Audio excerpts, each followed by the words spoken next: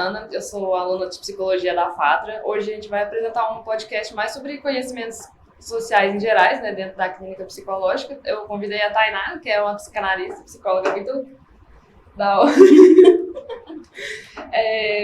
E eu queria começar apresentando o seu trabalho, né? Qual que é a função que você exerce dentro da psicanálise? Eu tinha escutado que você era uma psicanalista decolonial. Aliás, e aí eu queria saber o que te fez pensar, né, ir para essa área e tudo. Eu também, em outro evento, né, que a gente tinha feito, você tinha comentado que você tinha descoberto depois, se identificado depois como uma mulher negra, não foi de começo também. Aí eu queria saber como é que foi essa trajetória, assim, se isso influenciou muito você ser psicanalista também, decolonial, principalmente. Eu não sei o que significa, eu queria que você explicasse também um pouquinho. Então, primeiramente, né, pessoal, tudo bem com vocês? Como é que vocês estão por aí? A gente está num momento muito difícil essa semana, né, com relação à tragédia que ocorreu no Sul. Então, infelizmente, nós da psicologia tendemos a estar muito mexidos com isso, né?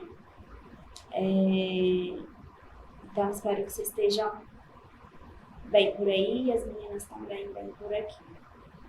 Falando de mim, né? Eu me descobri uma mulher negra no primeiro dia na faculdade. Por quê? Eu vim de um bairro de Uberlândia, bairro Patrimônio, você conhece? Conheço. O bairro Patrimônio, ele era o quilombo da cidade de Uberlândia. Né? Quando os escravos que moravam, eram escravizados, estavam ali naquela fazenda que ficava aqui nessa região central de Uberlândia, eles fugiam para lá, né? Hoje é próximo, aparentemente, mas pensa, uma descida e uma subida de mata fechada, né? Então, eu nem sabia. Por isso que aquele bairro é um dos bairros quilombolas de Uberlândia, né? Porque ele acolhia essa população que fugia, né, desses espaços escravagistas. Então, durante a minha infância e até durante a minha adolescência, o bairro Patrimônio conseguiu se manter dessa maneira. Por quê? Porque a gente tinha ali o Praia Clube pertinho, mas o bairro foi se mantendo, os ternos de Congado se manteram, a Folia de Reis se manteve e a população quilombola também se manteve ali, né? Muitas pessoas negras ali, retintas mesmo, né? Então foi nesse lugar que eu cresci. Agora eu, uma mulher parda, que cresce num bairro com 80% de pessoas retintas, né? O meu privilégio ali era muito grande, então eu nunca senti o impacto do racismo ali. Porque as pessoas ali, e eu também me tinha como uma pessoa privilegiada naquele meio, né? Uma pessoa quase branca, né? Café com leite, né? Aquela história, né? Da miscigenação do Brasil, né? Sim. E aí estudei em escola pública também, então tudo muito normalzinho, né? Todo mundo muito parecido comigo. Então o impacto, né, da faculdade ser muito elitista, ter muito menos pessoas negras, pessoas de bairros mais pobres também, é bem mais raro você encontrar, então deve ter sido um impacto, né? Quando eu não sabia, né, na verdade, que eu podia estar na universidade antes de ser aluna dela. Eu não sabia que eu podia ir na biblioteca, que eu podia entrar no campus. Para mim ia ter uma catraca que iria me barrar, que não iria permitir que eu entrasse. E aí eu não ia. Né? Eu nunca fui na universidade antes de ser permitida estar ali, porque eu não sabia o que tinha lá. Né? Eu sou a primeira pessoa da minha família a ter entrado em uma universidade. Eu não tinha noção nenhuma do que era aquilo, né? Foi tudo muito novo, para mim e para todo mundo, né? Então, quando eu finalmente pude chegar naquele espaço, no meu primeiro dia de aula, daquela aula trote, né? Foi um aluno da psicologia, né? Só que um aluno bem mais velho, que se eu olhava para ele e achava que ele realmente era um professor. Ele estava de jaleco para fingir ser o professor de anatomia. Isso era extremamente cultural, digamos assim, na psicologia da UFO, né? Esse trote com uma aula de anatomia. E aí a gente chegou na sala, já tinha, sei lá, uns 10 livros escritos no quadro, né, de anatomia. E aí eu cheguei e sentei na primeira cadeira, porque eu sempre fui meio, né, míope, então eu não enxergava bem. Mesmo de óculos. Não, também, né, para uma mulher negra, né, que vem de um histórico né, pobreza, chegar na universidade de uma escola pública. Horrível. É difícil. Foram 3 anos, né, de muito estudo, 3 anos de muito empenho. Eu estudava de 7 horas da manhã até umas meia da noite, às vezes de madrugada eu estudava mais. Então, eu realmente estudei muito durante a minha trajetória de ensino médio, né. Eu passei pelo PAAS, na UFO, mas também passei pelo Enem em outras faculdades. Então, sim, né, a gente não pode falar que eu não tinha, né, esse apreço pelo estudo. Eu tinha, sempre tive.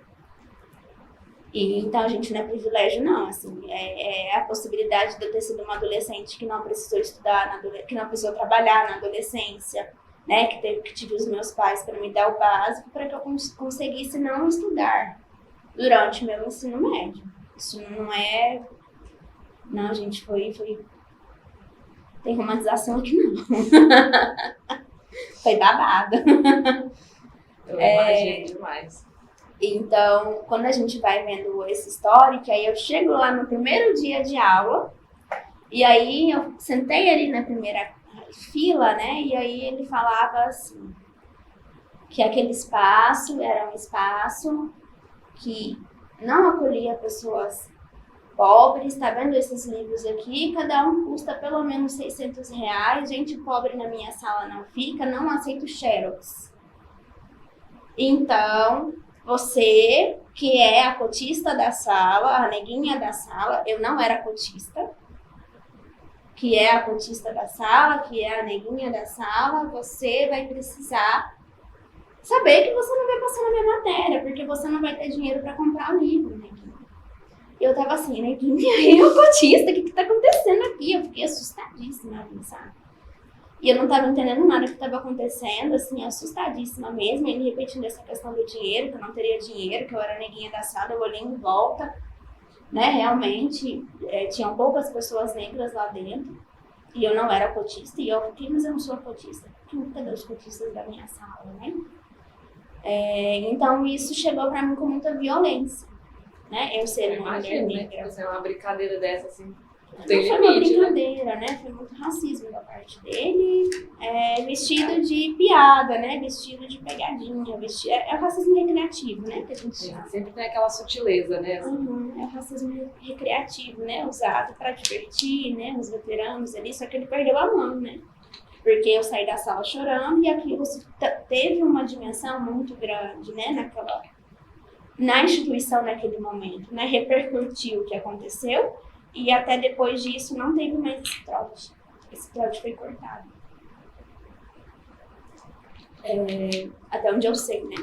Das turmas que eu acompanhei. A minha turma não fez esse trote, até onde eu sei as próximas também não fizeram. Então, foi por isso. Foi do nada, assim, o negócio caiu no meu colo, a bomba estourou e a única coisa que eu pude fazer foi abraçar ela, né? Bom, então se eu sou uma mulher negra nesse espaço, então agora vocês me aguentem. Então agora vocês me aguentem. E foi isso a faculdade inteira. Eu acho que no primeiro período eu não tive a oportunidade de fazer muita coisa sobre isso, porque é muito enrijecido, né? A grade vem pronta e você ainda está conhecendo, eu ainda estava me adaptando com aquele lugar, é outra linguagem, é outra postura. Até você aprender aquele mundo, entender daquele mundo. E tem uma carência também, né, de todas as abordagens dentro da faculdade. A gente não aprende todas assim, a gente tem que pegar alguns livros separados, às vezes a gente quer saber, tipo, uma gestalt da vida, não tem, tipo assim, uma aula pra Eu ainda nem sabia de abordagem, eu não sabia de nada, eu caí de paraquedas, né? Eu decidi muito nova que eu queria ser psicóloga, mas eu não tinha pessoas psicólogas para sentarem comigo e dizer, psicologia faz isso, tem essa abordagem, tem isso e tem isso. Eu não sabia. De nada, eu não tinha pessoas que me referenciassem a isso, né? Eu fui a aluna que chegou no curso porque eu queria conhecer melhor de mim, assim, porque eu tinha várias questões que eu não entendia. Então, eu fui tendo a oportunidade de ir criando outros motivos para ser psicóloga, conforme eu percebi que estudar a teoria não iria me fazer me conhecer mais. Para me conhecer mais, eu teria que me colocar numa análise. Eu não teria como fugir disso, né? Não teria como fugir de me colocar para conhecer o meu próprio inconsciente. Não é na teoria que eu iria conhecer o meu inconsciente, era na minha análise. E era o primeiro dia de aula também, a gente tinha escutado a mesma coisa. A gente tinha uma professora, a Carol também, ela olhou assim pra gente e falou, olha, vocês acham que vocês vêm aqui pra fazer autoanálise de vocês estavam muito errados, vocês precisam fazer uma análise, ainda que vocês vão entrar em contato com matérias que vão entrar, tipo assim, em contato com trauma, vocês vão passar por várias situações, e vocês têm que fazer enquanto vocês estudam, enquanto vocês atendem, tá? Porque ainda assim você ainda pode penar com algum paciente, com algum cliente, se você não estiver bem consigo mesmo. Até depois de formado, gente, você encontra pacientes que cabem direitinho assim no seu buraco e você tem que escolher. Eu vou passar esse paciente porque eu não dou conta de escutá-lo, porque isso também é algo meu. Ou eu vou me debruçar sobre esse buraco que se abriu em mim e que eu me vi dentro dele de novo, para que eu possa escutá-lo sem que as minhas questões interfiram na escuta desse paciente. E nem sempre a gente dá conta, às vezes a gente tem que encaminhar para outro psicólogo, né? E é isso. A gente também tem a nossa dimensão da nossa humanidade, do nosso sofrimento, né? Então essa história de, eu tô na psicologia para me conhecer melhor, esqueçam. Esqueçam, porque a coisa só piora, gente. Se você não tiver suporte ali para conseguir ter alguém que te escute, para além da teoria, é preciso mesmo procurem psicólogos aí, tem psicólogo, eu mesma, eu sou uma psicóloga que atende estudantes, né? Que tem valor social, que acolhe estudantes, e vários outros colegas que fazem esse movimento também, porque nós também já estivemos nesse lugar, né? E o mínimo que a gente faz é ter empatia para com essas pessoas que estão ali se formando, que às vezes trabalham junto da faculdade, na maioria das vezes, né? Então, não esqueçam essa história aí de, eu vou me conhecer melhor. E daí a gente fala muito também que não é a gente que escolhe a abordagem, né, Deus? É ele que escolhe a gente, literalmente. Aí a psicanálise também foi assim pra você, né? A gente fala que a abordagem é a visão de homem que você tem, que se encontra com a visão de homem que essa abordagem tem. E eu nunca acreditei que existissem métodos que serviriam para todos, né? Eu sempre achei as pessoas muito únicas e que eu precisaria dar algo único para cada um, porque cada um é um. E por ali eu me encontrei na psicanálise, né? Por conta dessa visão de cada um é um, cada um tem o seu sofrimento,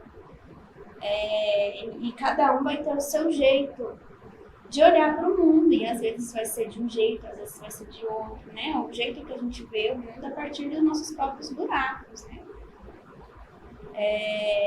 E foi aí que eu fui indo para a psicanálise, a partir desse lugar de visão de homem, mas também muito furado. Por quê? Porque eu sou uma mulher negra. Aqui só tem gente branca falando. Né? Essa visão aqui de psicanálise, cara, será que é isso mesmo? Será que é vitimismo? Será que não existe racismo? Será que o inconsciente ele é universal mesmo? Será que todos são formados a partir da mesma base? Né? Será que os eventos que te ocorrem para uma pessoa branca e para uma pessoa negra, isso não traz diferenças nessa formação da psique? E eu fui questionando essas coisas e fui batendo de frente com vários professores, assim. Assim, a minha trajetória é uma trajetória muito disso, né? De ir batendo de frente com professores, com a instituição, com colegas, né? Eles falavam que eu era aluna que causava, né? Eu tive esse bordão, né? Assim,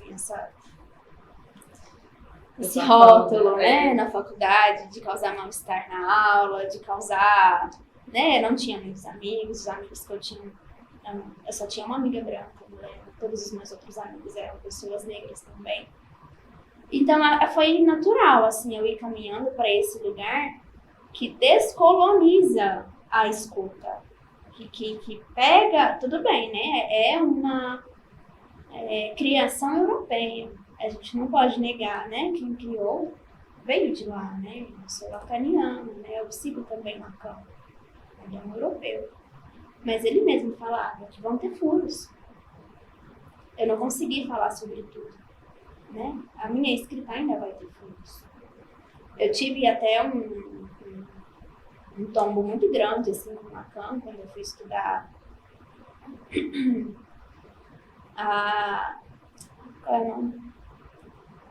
Os tipos de senhores, os tipos de escravo. E aí eu fui vendo, falei, gente, ele não fala nada sobre a escravidão real, né? As relações entre o senhor e o escravo, né? Quando eu fui estudar os 4 tipos que ele coloca. E nada falava sobre a escravidão real, né? E aquilo eu pensei em abandonar, assim, falei, cara... Dá um desânimo, né? Porque você vai procurar alguma coisa assim, aí você vê um tanto de gente, tipo assim, nada é específico para o sofrimento que você quer, né? Por exemplo, foi uma teoria construída em cima de uma construção marxista, eu acho. Se eu não estou enganada, eu posso estar enganada, porque eu confundo muito, gente, mas... Então, realmente, não teria como ele falar sobre isso a partir de Marx, porque Marx também não falou sobre isso, né?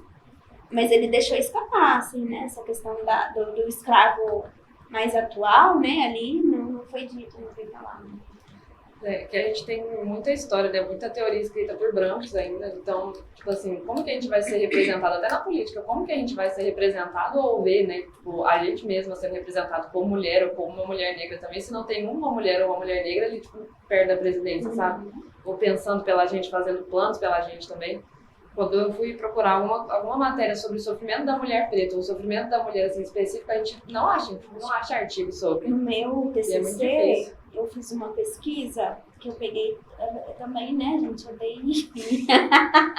dei motivos, né, a pessoa fala que eu sou polêmica. Eu fiz uma pesquisa que se tornou uma IC, mas eu não consegui o certificado, né, porque a gente perdeu o prazo final, não consegui certificar uma pesquisa de 1 ano e meio, que ódio. Mas a gente pesquisou, fez uma pesquisa em todas as emendas do curso inteiro de psicologia da UFO, do começo ao fim, pra gente ver o que falava sobre racismo, né? Lembrando que a população brasileira é constituída com 52% de pessoas negras. É uma massa muito grande, né? E quando a gente pensa na psicologia, na psicanálise decolonial, a gente não está falando só de pessoas negras. A gente também fala das pessoas indígenas, dos amarelos, dos ciganos, né? Não é só do meu lugar. Tem todas essas outras pessoas também que não são enxergadas pelas teorias que são criadas pela branquitude, né? Que são sustentadas pela branquitude. Essas coisas não são feitas para nós, né? Não enxerga o nosso lugar, que é repetido, recolocado, reivindicado por eles, né? Vocês vão se manter nesse mesmo lugar.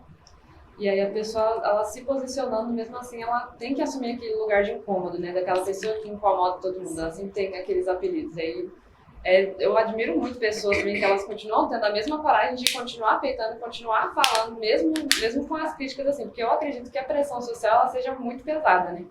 E aí eu tinha uma dúvida também de, tipo assim, isso gerar sintomas em pessoas, né? Porque eu ouvi alguns documentários ou alguns comentários de algumas pessoas dizendo, tipo assim, Ai, perdão, gente. Vamos lá de novo. Eu vi um vídeo uma vez também, separando um deles, né? De uma mulher negra também, que ela entrou num consultório, né, como psicanalista, e ela estava passando por uns momentos muito difíceis, eu não vou lembrar o nome dela agora também, mas ela estava escrevendo alguns livros sobre racismo, ela estava, tipo assim, estudando psicologia, estudando sociologia também, e vendo, tipo assim, toda a estrutura do porquê que era assim, quais eram as raízes, né, do preconceito também. E, tipo assim, ela começou a se sentir meio mal, sabe? E ela foi procurar uma análise e simplesmente, tipo assim, ela falou, olha, eu tô me sentindo mal, tô me sentindo observada. Eu não acho que eu esteja passando, assim, por um momento legal. A todo momento eu acho que as pessoas estão falando de mim, comentando de mim. Aí o analista pegou e mandou ela pro psiquiatra pra tomar um antipsicótico, porque, tipo assim, porque ela era paranoica. E aí a gente parou, assim, né, pra refletir dentro do vídeo também. Acho que foi a Rita Von Hunt que falou, eu adoro essa mulher, maravilhosa também. Ela falou, olha, a falta de escuta do analista, ele foi falha, entendeu? Tipo assim, ele falhou na escuta a ponto de não ter um letramento social, não ter um conhecimento social dentro da clínica para saber acolher aquela mulher da forma correta. Porque aquilo às vezes nem era paranoia, né? A gente tem que parar para pensar que uma mulher negra desse patamar também que ela tá, ela incomoda pessoas, né? Às vezes ela entra na loja, nas lojas de roupa, e as pessoas, tipo assim, os guardinhas vão atrás dela também, eles vão ver se ela tá roubando alguma coisa. às vezes as pessoas estão comentando, porque uma pessoa que fala para um branco também de um preconceito, eu entendo que tem uma questão muito narcísica, né, dentro das pessoas, de tipo assim, eu não aceito que eu fiz esse mal para você, porque dói em mim também, então eu vou te humilhar a ponto de eu tentar me inocentar o máximo possível. E aí eu fico pensando, né, como que a gente faria também esse acolhimento, né, para essa pessoa, sabe, para essas pessoas que chegam no consultório com sofrimento, né, racial ou sofrimento também de qualquer outro tipo, né, às vezes é uma mulher que sofre um tipo de machismo, às vezes é também o amarelo, assim, que não se identifica tanto, mas sabe que é um pouco diferente, sabe, também não se encaixa muito porque ele tem uma cultura diferente, mesmo não se enquadra nela. Aí eu queria saber mais, né? Como que são esses sintomas dessas pessoas? Como que a gente faz esse acolhimento tudo? Porque às vezes dá um medinho da gente dentro do consultório não ter o conhecimento pronto, né? O suficiente. Mas assim, eu não tendo, eu pergunto, tipo assim, pra pessoa, eu falo, nossa, mas como que é? Como que acontece, né? Isso daí. E aí, é isso minha pergunta. Como é que eu, do meu lugar, escuto você do seu lugar? É essa pergunta que você está me fazendo. Exato. Mas eu acho que eu queria especificar mais também sobre a questão de racismo, né? Para não ficar muito espalhado. Mas, por exemplo, acho essa interessante paciente a gente chegando ampliar essa pergunta, porque se a gente acha que a gente só consegue escutar pessoas no mesmo lugar que a gente está fazendo uma clínica narcísica, né? Eu só escuto pessoas como eu. Eu não tenho uma obrigação social, uma obrigação de seguir o meu código de ética que diz que eu tenho que cuidar dos meus preconceitos, que diz que eu tenho que cuidar das minhas faltas, né? O código de ética prescreve isso, que é obrigação do psicólogo, dentro da sua prática ética, acolher a todos sem distinção. É mesmo. Então, a questão de gênero, a questão racial, a questão... deu branco agora de outras janelas que a gente pode abrir com relação a o que há de diferente em mim para esse outro e qual o trabalho que eu, enquanto profissional, preciso fazer para escutar. E assim, eu estou no meu lugar na clínica, mas a gente tem que pensar isso para um professor. A gente tem que pensar isso para um psicólogo que está no SUS, né? Que vai chegar e vai escutar um paciente trans e precisa saber o que está acontecendo ali, né? Mas as pessoas têm muito medo, né? Que acho que a maioria das trans é muita bagunça, assim, porque quando você vai ver assim, todas juntas assim de shortinho, aí elas gostam de gritar também, gostam de dar uma mostrada assim. As pessoas, tipo assim, eu entendo muito dentro do meu trabalho como um ambiente muito difícil para essas pessoas. Eu tive amigas que se demitiram, saindo de lá com crise de ansiedade também, algumas também que se colocaram também em lugares de relacionamentos tóxicos por simplesmente acreditarem que, tipo assim, era isso que elas mereciam, sabe?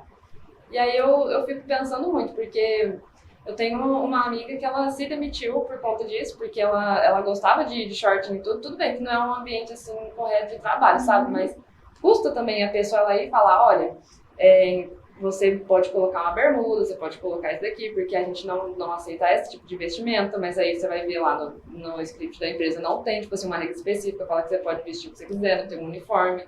Então, eu acreditava também que era pelo fato das pessoas olharem e se incomodarem por acharem bonito, mais do que, tipo assim, de ela não estar, assim, bem vestida. E tanto que ela era tão sensível também sobre qualquer outra questão, sabe? Tipo, tudo atingia ela de uma forma muito intensa. E aí eu fui percebendo, quando eu fui mais entrando, tipo assim, entre amigos que são minorias também, que são pessoas que elas pegam um sofrimento muito pesado, sabe? Por exemplo, a maioria deles também teve muito sintoma neurótico quando era criança. Não sei se é a forma certa, perdão, mas de ter convulsão e depois não ter mais, tipo, de ter convulsão quando era criança, ter sintoma de febre, de doenças mesmo, e depois ter crescido e, tipo assim, não era nenhuma doença, sabe? Ela só sofreu de extrema ansiedade por conta da família, às vezes nem aceitar o fato dela ser LGBT. E aí eu penso, como que eu encontraria também essa pessoa dentro do consultório e como que eu não ia brigar assim, falar, não, manda essa pessoa ir lá para aquele lugar, sabe? Ir lá pra aquela casa, assim, do caramba, pra, tipo assim, por que ela tem que falar assim com você? O psicólogo, às vezes, letrar o paciente sobre isso que ele está vivendo. Porque você vai atender pacientes que não entendem o que ele está vivendo e que é você que vai ter que dar nome para isso. Vai ter que contar para ele, isso que você está vivendo é LGBTfobia. Isso que você está vivendo é racismo. Isso aí que tá acontecendo com você, meu amigo, é crime. Não é uma implicância, não é bullying.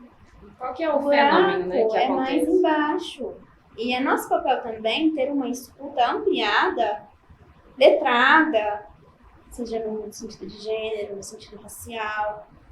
Enfim, é nosso papel ter essa escuta afiada para identificar no discurso do nosso paciente dar nome, porque nem sempre o paciente vai conseguir dar nome sozinho. Às vezes ele não teve esse letramento ainda e é nosso papel estar ali contribuindo para esse letramento. O meu analista é branco, gente, ele é do Rio Grande do Sul. E como que tá lá? Ele tá nas áreas afetadas também? Ele tá bem. Ele é de Bento Gonçalves e não foi atingido, né? Só a área periférica de Bento foi atingida, ele tá bem. No dia que eu fiquei sabendo, é quase...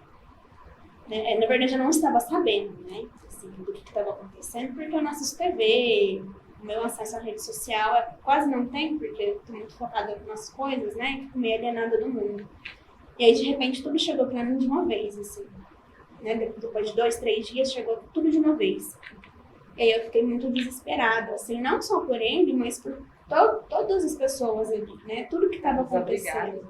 Me afetou muito, assim, pessoalmente. Foi uma semana muito difícil para mim, essa semana, né? Então eu tive que tentar fazer alguma coisa disso que afetou, né? Mas me afetou. Mas enfim, ele é de lá, é um analista branco do Rio Grande do Sul, escutando. É uma mulher negra de Uberlândia, né? Mas eu tive muito problema com alguns analistas também, por eles não entenderem também as coisas que eu estava passando. Por exemplo, eu tenho 22 anos e eu sou divorciada, né?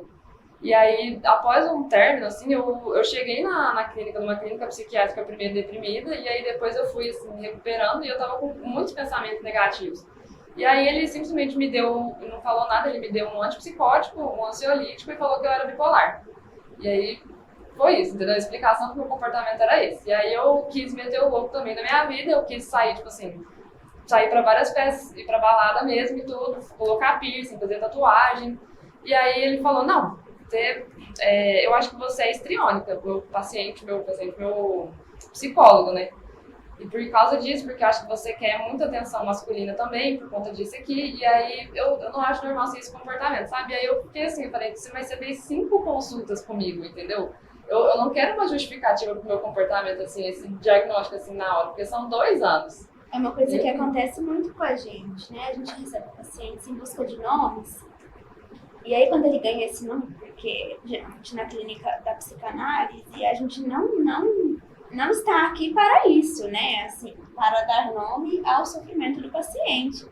É um trabalho para que o paciente vá nomeando esse sofrimento que ele tem, né? E aí, às vezes, eles ficam muito frustrados e vão para a psiquiatria, vão para outros lugares procurando esses nomes, e tudo bem, é um direito de cada um, né? Só que aí, depois dessa longa jornada de avaliações e tudo mais, né? Que eles recebem esse nome, parece que... O que eu faço com esse nome agora, né? Esse nome vai fazer o quê do meu sofrimento? Exatamente. Aí não tem, né, muita coisa. Eu conheço também algumas pessoas... É por isso que a gente faz análise, né? A gente faz análise para fazer alguma coisa do nosso sofrimento, para além de nomeá-lo, rotulá-lo e pronto. Mas mais pra, tipo assim, explicar, falar, você é assim por conta disso. Às vezes parece que ele não consegue entender que uma mulher tem essa mesma liberdade de pensar igual um homem também, de poder sair e fazer, tipo assim, falar o que quiser, achar que pode fazer o que quiser com o próprio corpo. Exatamente. Né? Colocar um piercing, fazer uma tatuagem, se expressar a partir do seu próprio corpo. Por que isso significa que eu tô chamando a atenção de um? Exatamente, me deixa muito revoltada, foi me deixando também. Por isso que eu gosto muito de falar desse tema, adoro militar também, adoro falar. Eu tenho uma neura toda vez que eu sinto dor nas costas, dor na lombar, eu culpo o patriarcado, entendeu? Porque pra mim as cadeiras, tudo foi projetado para um homem branco europeu, sabe? Tudo foi projetado para o homem branco europeu. Então, tipo assim, o cinto de segurança também não é certinho assim pra gente, a cadeira, os encostos das cadeiras não são certinhos pra gente. Algumas policiais na Inglaterra, elas, tipo assim, tiveram que mudar o corpo, tipo, tirar os seios, porque o colete à prova de balas não suporta o seio da mulher. E aí as que não tiraram, algumas morreram com um tiro na barriga porque o seio ele levanta, né, o colete. E aí você pensa, nossa, mas o quão suave, né, tipo, isso deve ser pra eles, porque não atinge em nada, né? Nem isso tipo, foi capaz de mudar alguma coisa. Pra só colocar um colete pra suportar o seio de uma mulher, sabe? Colocar uma mulher e um homem, às vezes, pra tipo, fazer um modelo de carro, sabe? E aí a falta de representatividade, né, das pessoas acaba atingindo, tipo assim, tanta gente, tipo, num conceito tão assim. E eu queria saber também como que você acha que são os principais sintomas que as pessoas apresentam, tipo assim, no começo, sabe? Porque eu sei que tem muita raiva quando a pessoa ela começa a se sentir injustiçada, mas tipo, ela não sabe identificar. Aí eu sei que o primeiro sintoma assim, é a raiva, né? Você acha que tem mais algo? Depende. Tem gente que não vai ser a raiva, tem gente que vai dar numa postura melancólica há anos. E nomeando isso como preguiça, nomeando isso como falta de vontade de viver, nomeando isso de maneiras totalmente diferentes. É uma depressão, né? Às vezes. Mas, na verdade, é uma questão de atravessamento de gênero, de atravessamento de raça, de algum tipo de preconceito que viveu ou vive ainda, né? Então, depende, isso é muito único para cada um, né? Como cada um vai reagir a essas violências que vai vivendo conforme vai vivendo, né? Por isso que a psicanálise me chamou, porque eu vou escutar a pessoa do meu lugar, sim, mas eu vou conseguir escutar ela do lugar dela. Escutar ela e do sofrimento do jeito que ela vivencia esse sofrimento. E a gente não está interessado no DSM, a gente não está interessado naquelas infinidades de nomes que eles colocam lá. Aquilo não interessa para nós, porque não faz sentido, não foi na nossa clínica, né? Aqueles nomes, aquelas quantidades de rótulos, né? Quando eu fui estudar o DSM na aula de psicopatologia, gente, a cada página parecia que eu estava me dando mais 30 diagnósticos, sabe?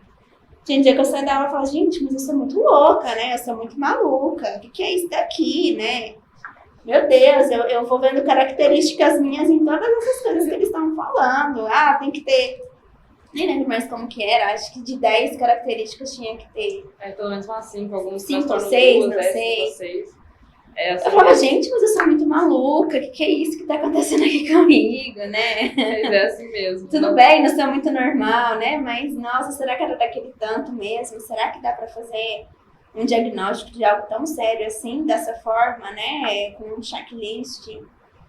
Então, por isso que a clínica da psicanálise me chamou, porque é uma escuta em camadas, né? Em que a gente vai em contramão da rotulação, em contramão desse processo de dar nomes pelo outro, permitindo que o outro dê nome para o próprio sofrimento, enquanto a gente vai ajudando, né? Vai dando certos direcionamentos, fazendo perguntas que permitam o sujeito a pensar por outros ângulos, né? Esse sofrimento que ele tem. E quando a gente tem pacientes que chegam de psiquiatras que fazem esse movimento de rotulação, eu já tive várias brigas com psiquiatras por isso, assim, porque eu não concordei com o diagnóstico que foi dado e recomendei que o paciente procurasse outro psicanalista, né? Porque não fazia sentido. Mas é assim mesmo, né? Eles gostam, tipo assim, pra mim, eu gosto de chamar de preguiça de trabalhar, sabe? Porque, tipo, você chega lá, pelo menos uns 3 psiquiatras foram assim. Eu cheguei lá, eu falei o que eu tava sentindo, eles só escreveram, assim, uns remédios pra me dar e pronto. Tipo assim, toma, aqui, não sei o que você tem nem nada, mas toma isso aqui, daqui 2 semanas você adapta, daqui 3 meses você volta. E aí então, assim, o que eu quero dizer é que, amigos psiquiatras, eu não sou inimiga de vocês. Existem casos que a psiquiatria ela é importantíssima para que a gente também continue a atender aquele caso, né? Mas é muito importante que essa avaliação seja feita de maneira mais cuidadosa, de maneira mais cautelosa, né? Não estou querendo ensinar o trabalho de ninguém, mas às vezes chegam casos pra gente que a gente fica, gente, né? A medicação, o paciente está tão medicado, está tão anestesiado que ele não sente mais nada. E ele vai começando a pensar que tem que morrer porque não sente mais nada, tá morto em vida, né? Tá um zumbi em vida. Então, é muito sério, né? Esse processo é muito sério. Né? conhecimento maior de humanidade, pelo menos, empatia, assim, para as pessoas, que às vezes falta até também em analista, igual a gente estava conversando, né? De, tipo assim, a pessoa ela chega e conversa e fala, eu vou te nomear isso daqui. Às vezes a gente psicólogo se coloca numa posição também de julgar, né, a outra pessoa, de ir lá e rotular ela, de falar, não, mas você é assim porque você tem isso, tá? Mas o que é isso, então? Por que que eu tenho isso, sabe? A gente tem pacientes que chegam falando, eu sou isso, o borderline. Tá muito na moda agora, gente, o borderline, o BIBOR. Vocês já ouviram falar no BIBOR? Não. É uma pessoa que é diagnosticada com borderline e bipolaridade. Ela é BIBOR. O autismo agora está em alta nos diagnósticos, assim, chegam crianças pra gente que não tem característica nenhuma de autismo e que foram diagnosticadas com autismo e a gente...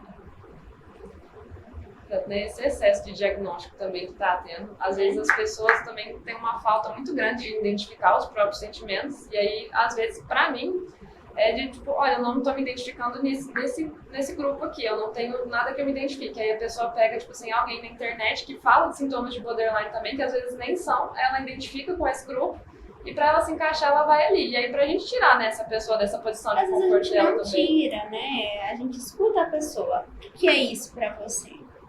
Como que isso te marcou? Seja um rótulo que ela escolheu, que ela abraçou, ou seja, algo que ela foi rotulada, a gente procura escutar a pessoa sobre isso. Como que é isso para você? Como que você vivencia isso? Como que isso te atravessa? Me fala mais sobre como esse diagnóstico te impactou. A gente tem que escutar a pessoa sobre isso. Não é só, arrancar o rótulo e pronto. Não, aquele rótulo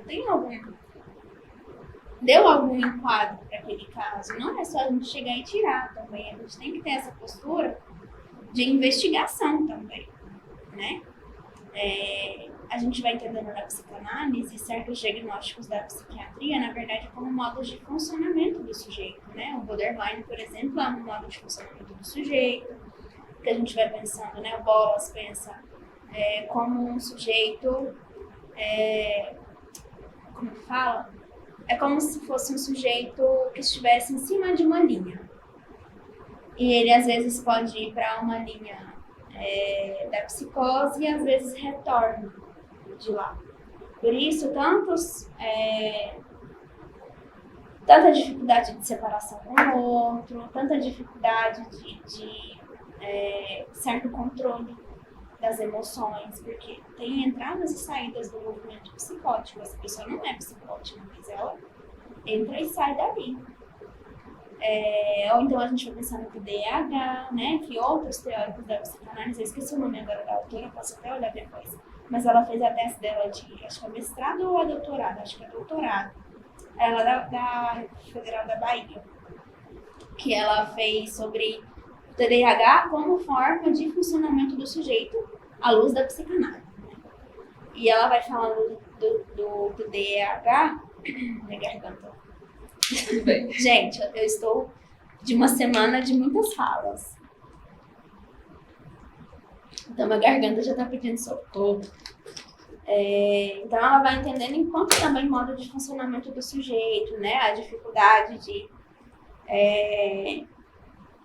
certo foco, ao mesmo tempo, o hiperfoco que vem em algumas coisas, né? E ela vai atribuindo isso a uma possibilidade, né? A hipótese dela é essa, que esse modo de funcionamento do sujeito vem por conta de uma ausência paterna, né? De função paterna. A gente não fala de pai, a gente fala de alguém que faça a função para direcionamento do sujeito, né? E aí a gente vai pensando o autismo já vai para outro caminho, né? O autismo já é pensado como maneira, entra em um dos quatro tipos de... a gente tem neurose, psicose, perversão, e o autismo vem como uma quarta...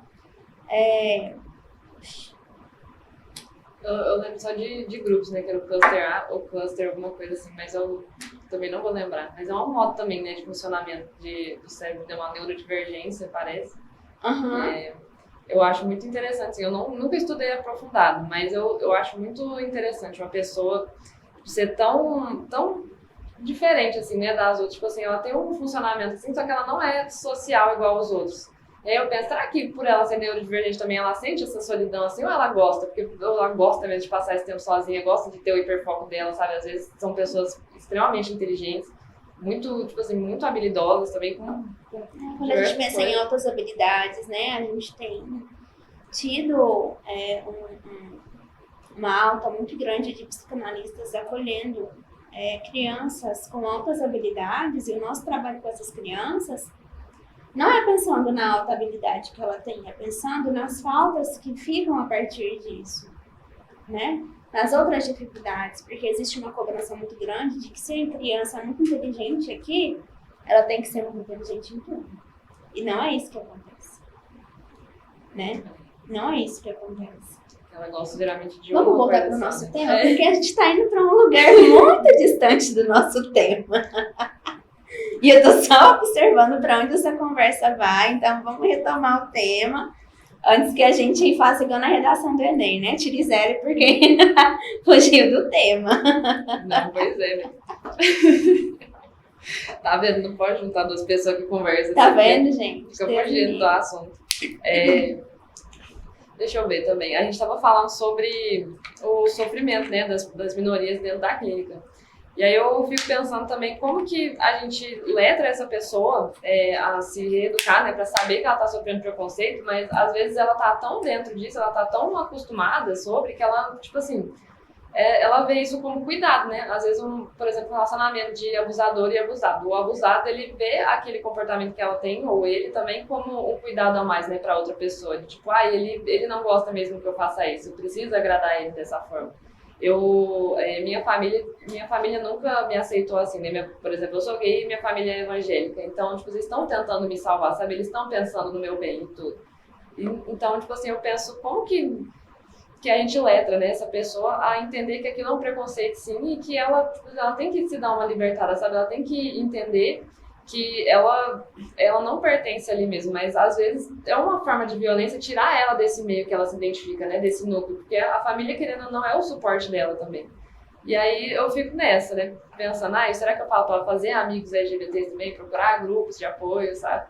A gente, do nosso lugar, a gente não trabalha com prescrições, né? A gente trabalha com acolhimento, escuta e amor. E paciência, muita paciência. Porque quando a gente vai entrando nesse lugar de fazer prescrições para esse paciente, a gente perde a oportunidade de deixar com que ele construa o próprio desejo dele, né? Quando a gente prescreve, né? Quando a gente faz isso, faz aquilo, vai para aquele lugar, a gente vai perdendo a possibilidade desse paciente, por ele mesmo, criar esse caminho que ele vai querer andar, né? Então, a gente trabalha pouquíssimo, quase zero, assim, de prescrições, a não ser que seja algo, tipo, você precisa ir ao médico, né? Será que esse sono aí que você está sentindo, essas coisas, não tem a ver com alguma questão, né? Que você precisa realmente cuidar com o médico? Isso não vai ser resolvido com análise. Você precisa dormir, no mínimo. Você precisa comer, você precisa cuidar, né? Tem coisas que a análise não vai resolver. Então, quando é uma coisa muito gritante, aí a gente não tem como não dizer, né? De, olha, isso não é uma questão de análise. Isso é uma questão que você tem que cuidar fora da mim. Porque se você não cuidar, não tem como ter análise. Quem que vai fazer análise sem ter um corpo? Não tem como fazer análise sem ter corpo, né? Sem cuidar do corpo. Mas nesse sentido que você vai trazendo, a gente vai escutando essa pessoa com muito amor, com muita paciência mesmo, fazendo furos bem pequenininhos também, porque se a gente chega e faz um rasgo muito grande, isso é uma violência. A gente está repetindo uma violência com esse paciente que ele já vive no mundo, que ele, no mundo, já é cotidiano para ele. A referência de amor para ele é aquilo. O meu supervisor fala que quando a gente se propõe a estar com o paciente, a ser analista de um paciente, nós estamos dando para esse paciente uma segunda chance. Nós somos uma segunda chance para esse paciente, porque a primeira chance que ele teve, algo deu muito errado. Né? Então, nós somos uma segunda chance de construir e mostrar que é possível ter outros tipos de vínculo. de alguém que o aceite como ele é, de alguém que não esteja com ele podando, pedindo que ele abra mão de coisas que são importantes para que ele seja quem ele seja. E sem recolocar, sem refazer, sem repetir violências que o mundo faz, né? Então, quando vem um analista, homem, branco, do Rio Grande do Sul, topa escutar uma mulher negra, né, que vem de um lugar quilombola, do interior de Minas Gerais, imagina quantos letramento ele não teve que fazer e fez. A gente não para de estudar nunca, né? Tem, né? E talvez ele já até tenha, antes de mim ele já tinha esse letramento, né? Antes de mim ele às vezes já tinha. Por quê? Porque independente do lugar em que ele estava colocado, que existe ali a fama de um lugar, né? De um espaço geográfico muito preconceituoso, muito racista, muito machista, né? Mesmo assim, ele se propôs a ir contra, né, a decolonizar esse pensamento, ir contra esse pensamento e me escutar de um outro lugar. De lugares que analistas daqui da região não toparam me escutar, né? Então, é muito importante esse pensamento, né, de que lugar eu estou escutando esse paciente? Eu também tenho que problematizar o meu lugar enquanto analista. Né? E como é que eu estou escutando? Será que eu não estou surdo? Aí vem também o papel da supervisão. Porque a supervisão, quando a gente faz com um profissional que também segue o código de ética ali, né? Ele vai mostrar pra gente que, epa, meu amigo, tem um buraco muito grande na sua escuta. De que cor essa mulher é? De onde essa mulher vem? Essa mulher está sofrendo um sintoma paranoico, persecutório, ou de fato ela está sofrendo racismo? Né? Essa pessoa aqui, ela é depressiva, ela é melancólica, ou de fato ela está sofrendo abandono, de fato ela está sofrendo violências por conta do gênero que ela tem. Pois é, né? A gente tem que ter ouvidos também, né? Muito abertos para poder identificar isso. Principalmente saber escutar também, né? Porque às vezes eu cometo o erro de querer passar por cima também, de falar, não, mas você não vai ser assim, não. Calma aí, que isso aí que você tá sentindo é por causa disso, então você levanta, vai, faz isso, e aí acaba até que eu esqueço que a pessoa, tipo assim, é uma pessoa ali também, sabe? Eu só tô ali pra escutar, pra elas construir. Às vezes eu dou aquela puladinha assim e falo, não, mas eu monto pra você. Também tem abordagens que tem essa, por exemplo, no AT, é um contato muito mais próximo. De às vezes você tem que ir ali fazer pela pessoa, mesmo porque ela não tem condições. Né? A TCC tem essa abordagem de criar planos com a pessoa, né? Então depende muito da abordagem, né? Eu não consigo falar dos outros lugares. Não estou dizendo que isso é certo, que isso é errado, estou dizendo que é a maneira que o meu trabalho acontece, do lugar que eu parto e da maneira com que o meu trabalho é feito, né? Não dá para dizer que... É importante dizer isso, né? De maneira bem direta, né? Não, entendi. Mas realmente nem tem certo nem muito errado. Eu particularmente tenho uma implicância com testagens psicológicas também, principalmente. Eu não acho, por exemplo, que há um papel, tipo assim, que eu assinar tudo de, tipo assim, uma escala depressiva, por exemplo, vai definir tipo, realmente o meu estado de depressão. Não que não seja útil, sabe? É muito, mas eu prefiro 1000 vezes também, tipo, uma escuta mais ativa. Eu ando também me colocando muito, porque pra mim é uma forma de violência, né? A gente colocar, assim, isso em cima da pessoa. Porque eu tive uma rejeição muito grande também com o TCC e com o teste psicológico, principalmente. E foi engraçado também nas aulas de psicopatologia. Mas você sabe que o teste é muito importante? Por exemplo, como é que eu, que sou psicóloga do esporte, que sou psicóloga do trânsito, né? Vou ter 30 sessões com aquela pessoa para avaliar se ela tem condições de dirigir ou não. Tem condições de ir para uma competição ou não. Pois é, tem dessa, né? Tem dessa. Então não dá pra gente sair metendo, né? O teste também tem sua validação, sua importância. A gente precisa dar a importância que ele tem, porque dentro da condição que você vai escolher para colocar, ele faz todo sentido ali. Né? A gente tem que pensar que o psicólogo não está só na clínica. Ele está na escola, Ele tá na empresa, ele tá lá no Detran, ele vai estar na organização, ele vai estar nas comunidades, ele vai estar no SUS. Mas é mesmo. Ele vai estar em muitos lugares. A gente está falando de um lugar muito privilegiado, que é o lugar da clínica, que esse paciente vai estar comigo continuamente. Mas esse é um lugar muito privilegiado. Né? Tem lugar, a maioria dos lugares que o psicólogo está não é privilegiado e é preciso ferramentas diretivas mesmo. É preciso, às vezes, uma escuta diretiva, uma recomendação diretiva, né? Mas às vezes é uma questão também que eu tenho que levar para minha análise, né? Que eu detesto fazer teste, principalmente psicotécnico. Não consigo gostar de assinar aqueles quadradinhos assim, não consigo. E aí eu fico me perguntando, né? Mas aí são outras questões. Eu me pergunto muito de, tipo assim, como que eu vou definir minha atenção, assim, tipo, direta só por assinar esses quadradinhos? E se eu só tiver, tipo assim, um dia muito bom? E se eu acordar num dia muito ruim, e aí eu não conseguir fazer e ter que pagar R$ 400 para fazer esse negócio maravilhoso de novo, nessa bênção, assim. Aí eu penso muito que, às vezes, em algumas aulas também, por exemplo, de aplicação, né, de teste psicológico, às vezes a gente fez alguns. E aí, algumas pessoas, tipo assim, saíram tristes, outras saíram felizes. Tipo, teve um dia que a gente alguns alunos foram muito cansados, porque a gente trabalha o dia inteiro, a maioria da sala. E a gente fez um teste pra aplicar, né?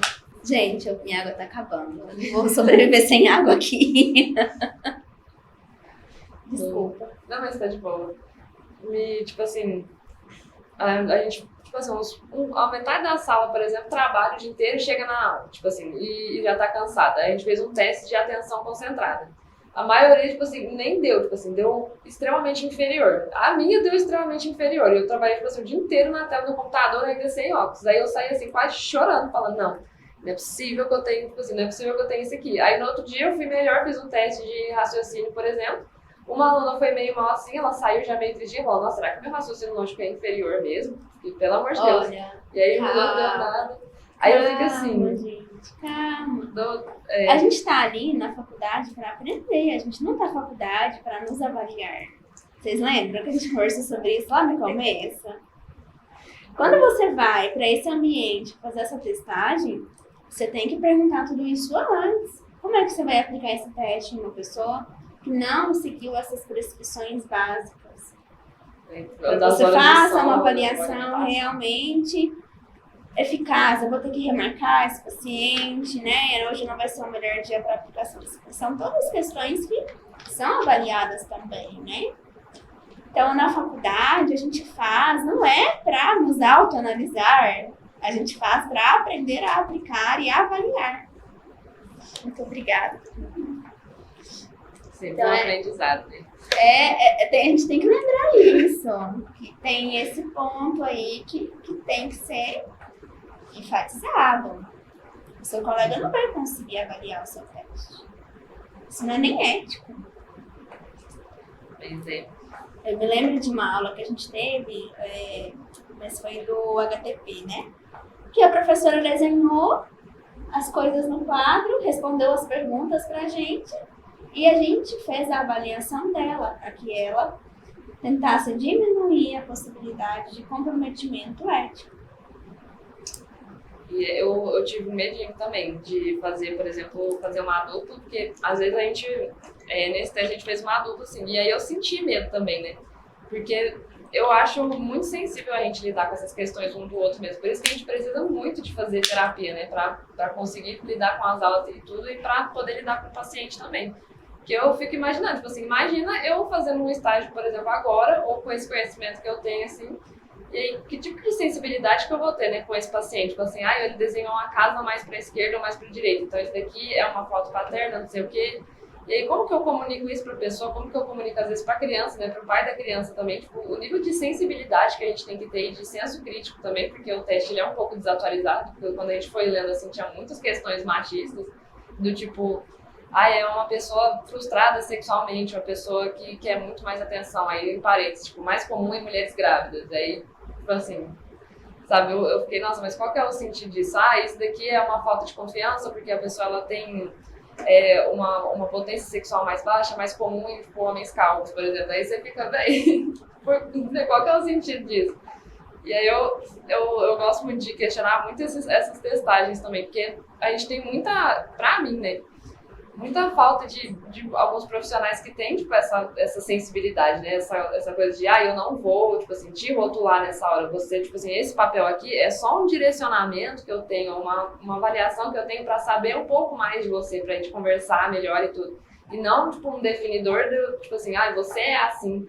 Você, tipo assim, tem uma questão sexual por causa dessa chaminé que você desenhou, por exemplo, que tá com essa fumaça mais aqui, então acontece isso na sua vida. Isso vai fazer sentido pro paciente? Então, não vai. Exatamente. Isso vai fazer sentido quando a gente testa o paciente. E aí a gente lembra do teste.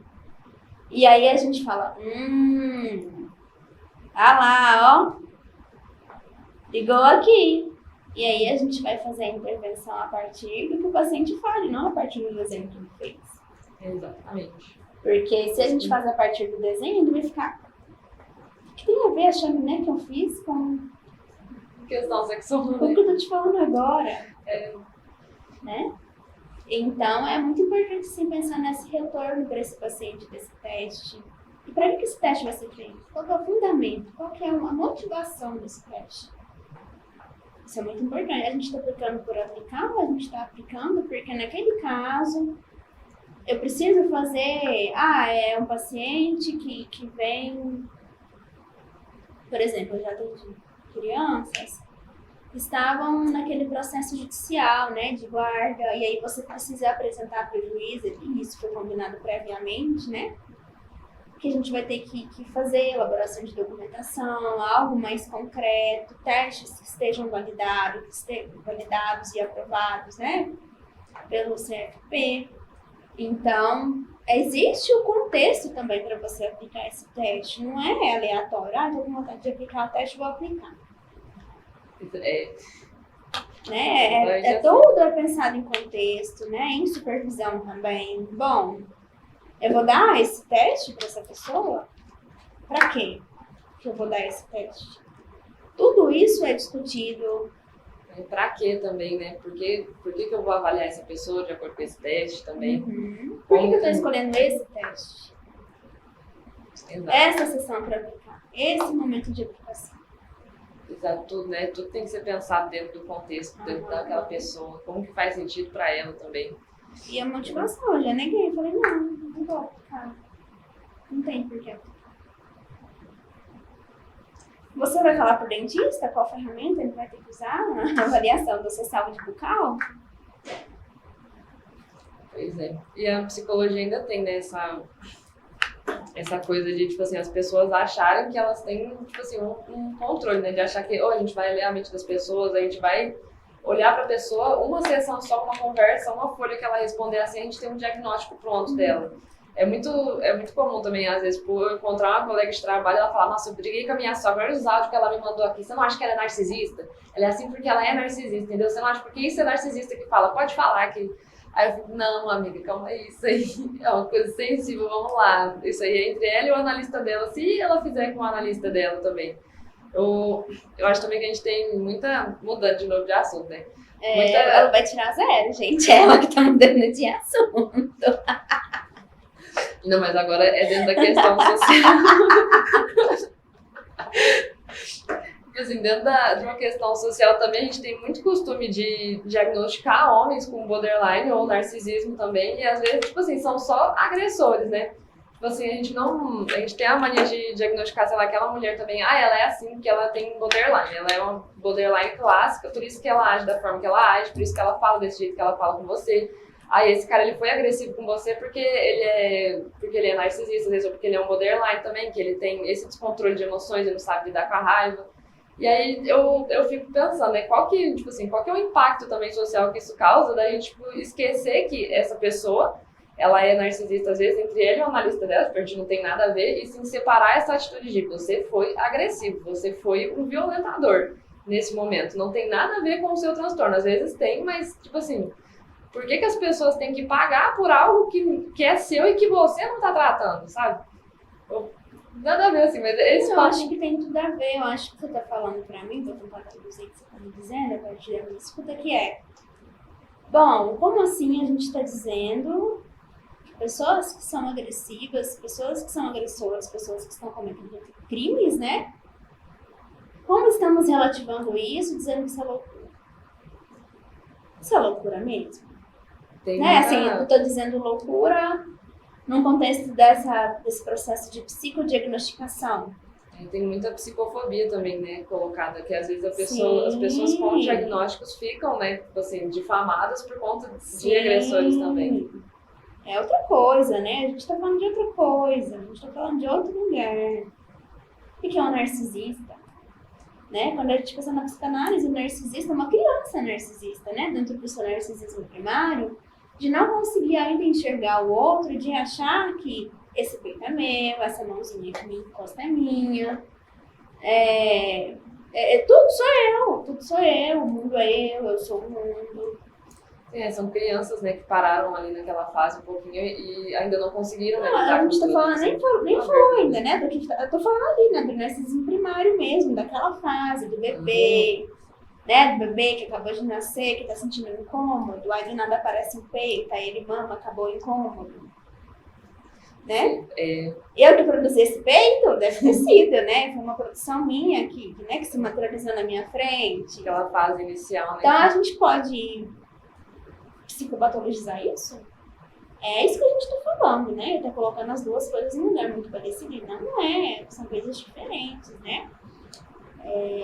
Então eu não sei também, será que dá pra gente ficar nesse discurso tão repetido, né? A gente enquanto psicólogos, de que lugar a gente vai escutar esse processo de rotulação, de popularização de certos termos que pra gente significam outras coisas. Exatamente. Às vezes falta, né, também um pouco mais de participação de psicólogos dentro da sociedade, né, dentro do social, pra gente poder... Pra poder falar assim, esse homem não é louco, esse homem é um agressor. Ele sabe o que ele tá fazendo. Ele é um criminoso, ele não tem que ir pro CAPS, ele não tem que ir pro... Não, esse lugar é um lugar restrito a pessoas que têm um sofrimento mental. Ele tem que ir pra cadeia, porque ele é um criminoso, ele é um agressor. Isso não é um caso de CAPS. Você está tendo um discurso capacitista com pessoas que sofrem questões mentais, de fato. Exatamente. Né? Um discurso preconceituoso. Então, é nosso papel estar na sociedade, estar nos lugares, para também fazer essa separação de não é disso que a gente está falando. Isso que você está dizendo, meu colega, não tem nada a ver. Exatamente. Essa pessoa não é louca, essa pessoa é um agressor. Essa pessoa não é perversa, essa pessoa não é narcisista. Não é porque ela é borderline que ela faz isso. Ela faz isso porque ele é um agressor. Narcisismo é outra coisa, a psicopatologia, né? O psicopata, de psicopatologia, é outra coisa. Né? O CAPS não é o que você pensa também, é outra coisa. É tudo outra coisa, não é isso que você está querendo colocar aqui para nós.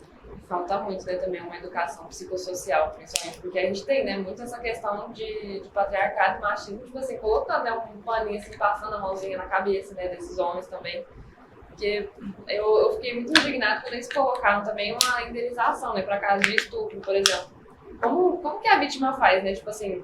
Imagina o medo que você sente também sendo psicóloga de uma vítima, de um agressor que, tipo assim, ele pode chegar a qualquer momento na sua clínica para tentar tirar uma satisfação com você também. Porque a gente tem uma sociedade... Principalmente em casos que estão correndo no judicial, né? Que estão correndo aí...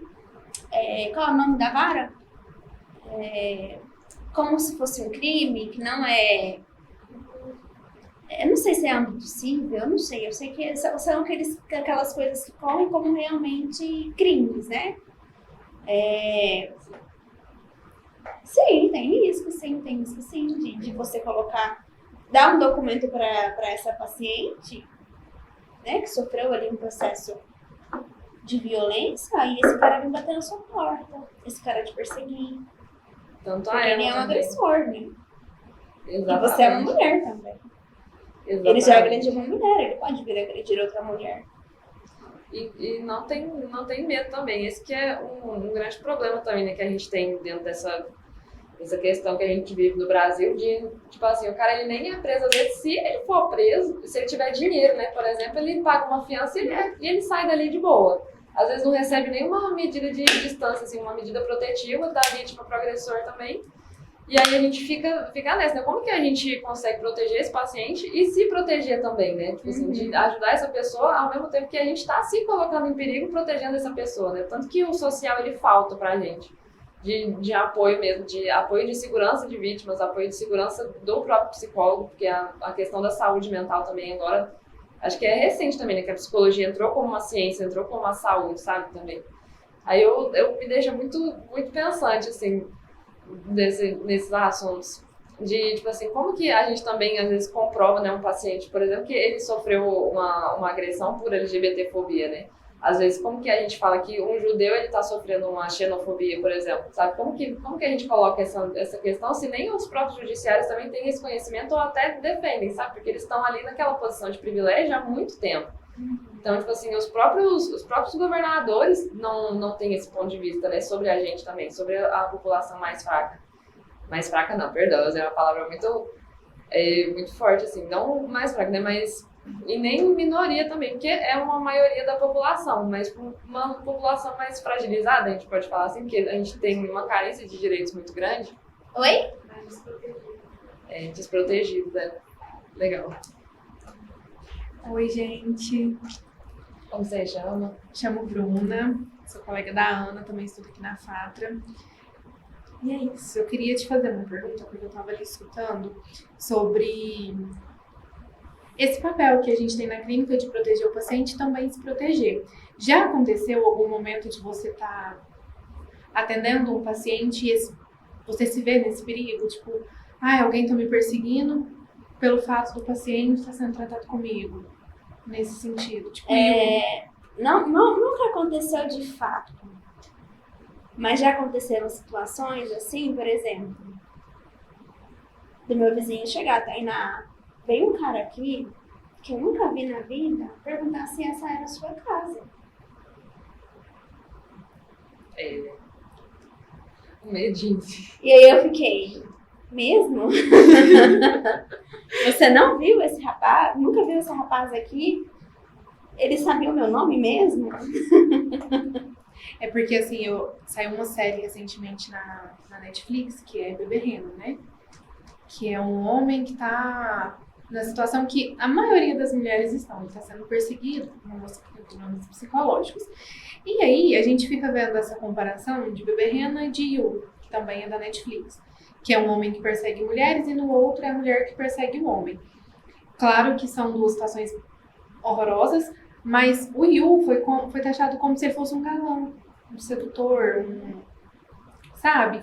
E já a menina de Bebê Reno, que é bem horroroso também, foi taxada como louca, como, ai meu Deus, que mulher horrorosa.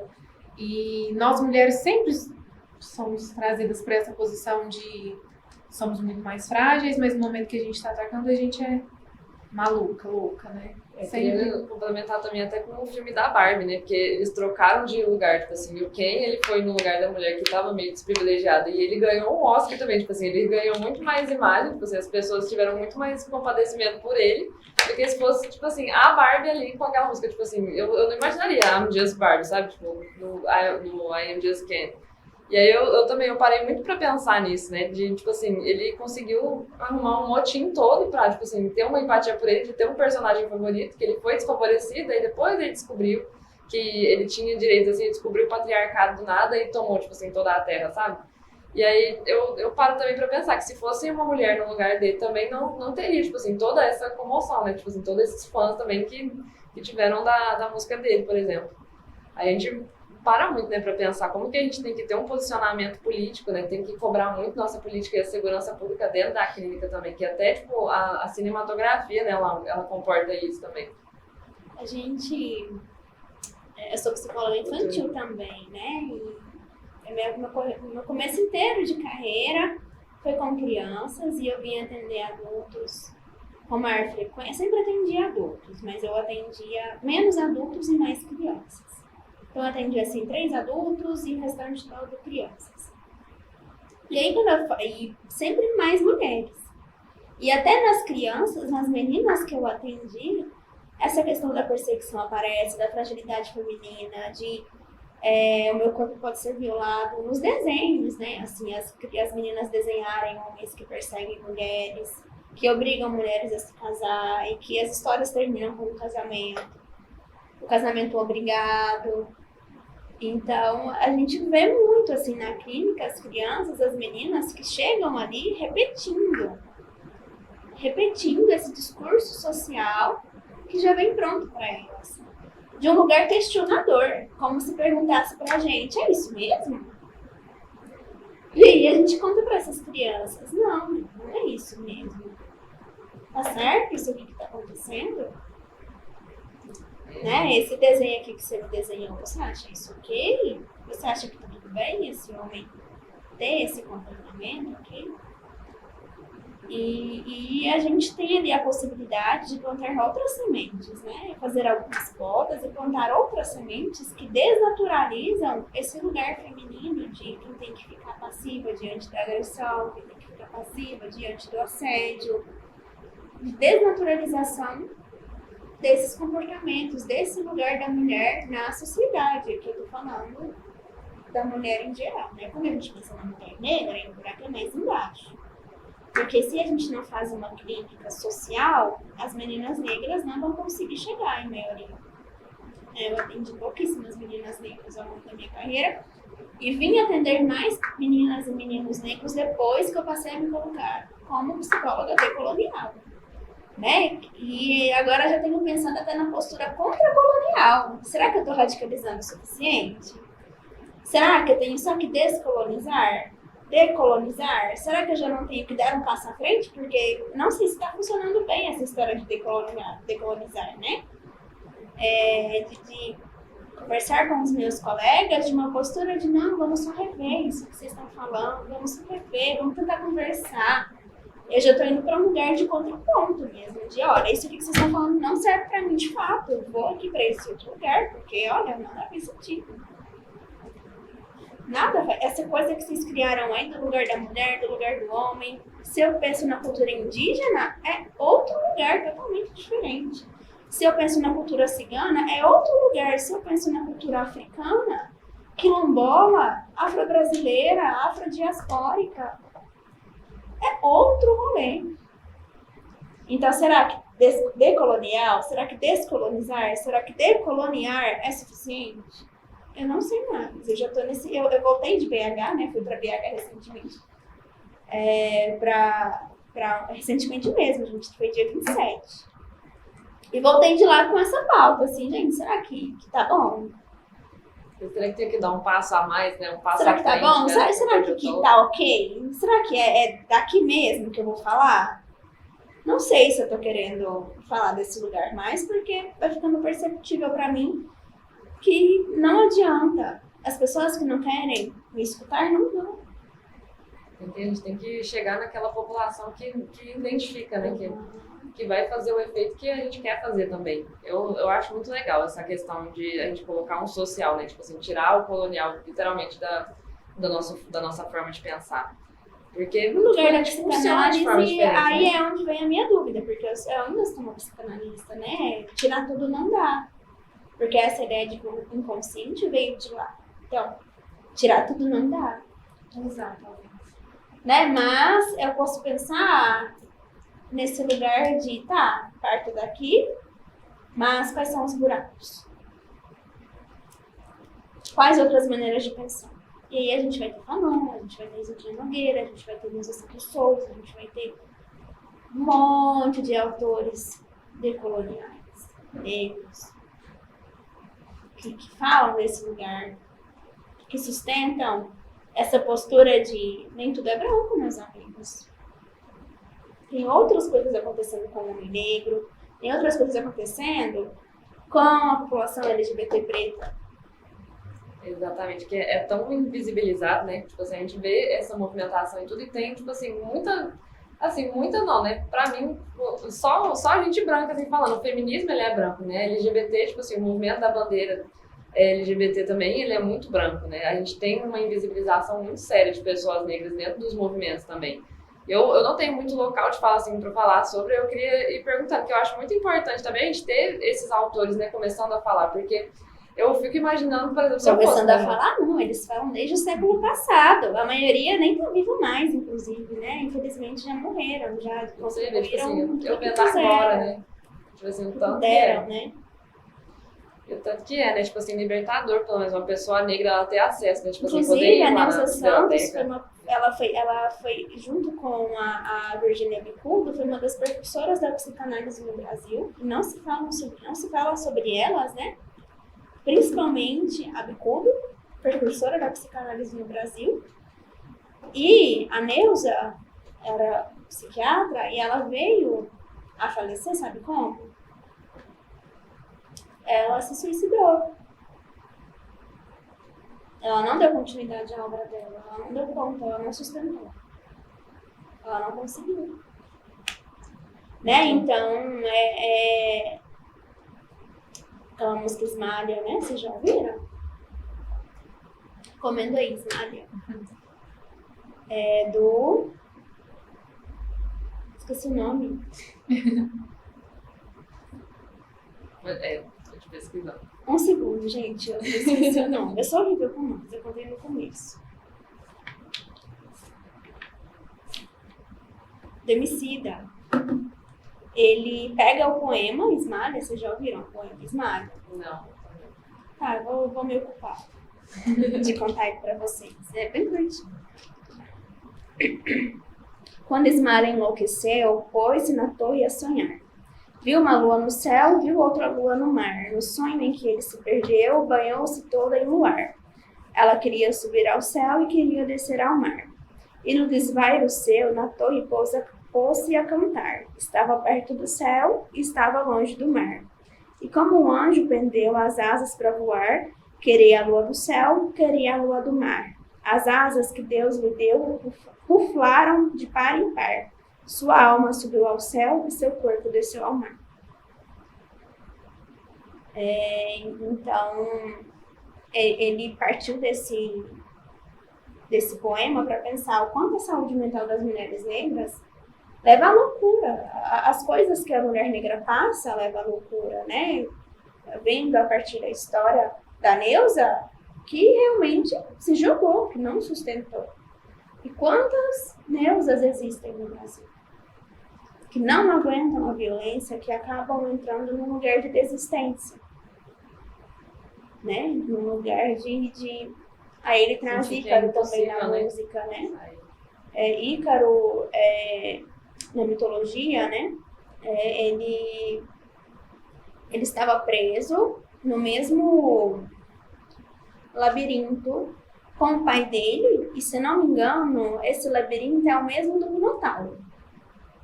Eu posso estar enganada, mas se eu não me engano é isso. E ele não conseguia sair dali. E aí o pai dele construiu asas para os dois, juntando as penas dos pássaros e cera de abelha. E aí falou para ele: meu filho, você não pode voar em direção ao sol, porque o sol é muito quente. Se você se aproximar do sol, a cera vai derretendo e você vai cair. E ele fica tão impressionado, né, com o sol, com a beleza do sol, com o poder de ver para além daquele labirinto, ver o mundo, que ele vai se aproximando do sol e em determinado momento ele cai. Né? Então, eu fico pensando se a Emicida não estava falando justamente dessas pessoas que tentam sair desses lugares de aprisionamento, mas não conseguem, acabam caindo. Não conseguem chegar lá. Tanto pela falta, né, de direcionamento e de inclusão também e de motivação que a gente tem dentro do social, porque quando você tem esse conhecimento todo também, você acaba por ver que são passos minúsculos que a gente tem que estar dando, sabe? E que às vezes nem a minha próxima geração vai viver para ver o que eu tô tentando mudar aqui. Sabe? Eu acho que a mulher ela é posta, né, na sociedade, assim, eu falo mulher porque nós somos postos na sociedade como se a gente fosse alimentar. Somos nós que temos que... Você tá no relacionamento, você tem que educar aquele rapaz. Então, você vai desistir disso? Não, você senta e educa. Então, pra mulher no contexto geral, eu já vejo que é difícil. Eu fico imaginando uma mulher negra que a sociedade está acostumada a ver, teve a época da escravidão, as mulheres pretas têm que servir. Então, eu não acho que isso tenha acabado. porque eu acho que muitas pessoas pensam, não, a mulher ainda mais preta, não, ela tem que me servir mesmo. E o quanto ignorante a pessoa tem que ser para pensar dessa forma, mas ainda existe isso. A mulher, ela serve, mas a mulher preta serve mais ainda. Então, ela é mais sexualizada, ela é mais repreendida, ela fica mais submissa. E quando você vê uma mulher gritando, você pensa, é louca. E aí você pensa, uma mulher preta mais doida ainda. Então, a sociedade coloca a gente nessa... nesse lugar e aí de tem baixo. uma coisa que a gente não falou sobre a mulher preta, porque os meninos negros, os trans negros, toda essa população, quando a gente vai falando de outros recortes, vem de uma mulher preta. Então, além de sofrer a violência que ela sofre por ser mulher, ela também vai ter passando sobre ela a violência que os filhos dela, da mulher preta e lésbica, do menino negro trans, do filho gay, enfim. Tudo isso vai passar pela mulher preta também. Tudo isso passa por ela o tempo inteiro. E é tão invisibilizado também que eu tinha visto, acho que foi uma publicação até que você também tinha publicado, eu achei muito interessante, de tipo assim, não existir o feminismo negro, porque tanto os homens quanto as mulheres negras sofrem, tipo assim, uma violência quase igual, né? Tipo assim, eles são tão marginalizados também, sofrem tanto mais preconceito quanto elas também. E aí eu fico imaginando, né? Porque essa mulher que ela tá nesse papel já de cuidado, de sofrer a violência também, pra ela, tipo assim, acolher, sabe? Porque a gente tem essa coisa da mulher ser acolhedora, da mulher, tipo assim, conseguir colocar as dores também da pessoa pra fora, sabe? Da gente ter essa função de já consertar esse homem. Então, quantas mulheres já não receberam vários homens também violência dentro de casa, de ter que cuidar disso, de ter que ver os filhos e as filhas sofrendo as mesmas violências e ter que carregar tudo isso no peito achando que, tipo assim, essa dor é dela, porque ela tem esse papel, sabe? E dela querer segurar isso tudo. Eu fico imaginando mesmo, porque é muito... Não impressionaria saber também que as pessoas negras são as que mais cometem suicídio dentro do país, porque, tipo assim, como que a gente coloca essas pessoas nesse lugar de carregar tanta dor, carregar tanto peso dentro de si e ainda não terem nem acesso a, tipo assim, a uma saúde mental, a uma saúde normal? A gente tá falando de coisas mais básicas ainda. A gente tá falando de acesso à alimentação, acesso à moradia, acesso à dignidade, a um trabalho que não seja um trabalho que coloca essa pessoa numa situação de um escravo moderno. A saúde mental é a cereja do bolo para o que essas pessoas já passam, né? É ali no auge do auge, assim. Não tem como eu fazer análise com alguém que não comeu, com alguém que não tem onde morar. O meu trabalho para ser feito com essas pessoas é outro, é de, olha, você precisa procurar o CRAS, você precisa procurar uma ONG, vamos procurar uma ONG juntos, né? O trabalho não dá para ser analista de uma pessoa assim. É impossível, a gente tem que sair mesmo do nosso lugar e ocupar um outro lugar ali de ajudar essa pessoa a se reorganizar. A mesma coisa que queria ser analista dessas pessoas do Rio Grande do Sul. Tem como? No primeiro, né, necessidade básica, moradia, água, né? Tem como ser analista dessas pessoas? Né? Não é nem seguro escutar as pessoas nas próximas 72 horas depois do trauma.